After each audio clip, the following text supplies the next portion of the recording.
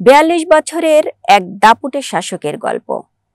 ১০ বছর ২০ বছর নয়, একই মসনদে একই রাজ্যে টানা ৪২ বছর শুধু নিজ রাজ্যপটে ছড়ি ঘোরাননি, খেয়াল খুশিমতো নাচিয়েছেন পশ্চিমাদেরও।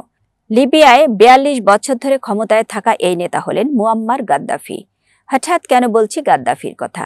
আজ ২০ অক্টোবর, সেই দিন যেদিন দাপুটে এই নেতা প্রাণ বাঁচাতে লুকিয়েছিলেন পাইপের ভিতরে।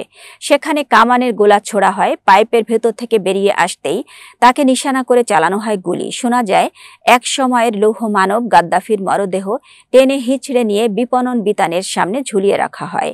২০১১ সালে পশ্চিমা সামরিক জোট ন্যাটোর সমর্থনপুষ্ট বিরোধী একটি গোষ্ঠীর হাতে আটক হন গাদ্দাফি। সেই বছরের ২০ অক্টোবর হত্যা করা হয় তাকে। কেমন ছিলেন গাদ্দাফি?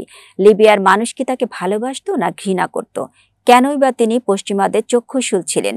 খুঁজে দেখি এসব প্রশ্নের উত্তর। আর সেজন্য আমাদের যেতে হবে অনেকটা পিছনে, সেই ৭০-এর দশকে।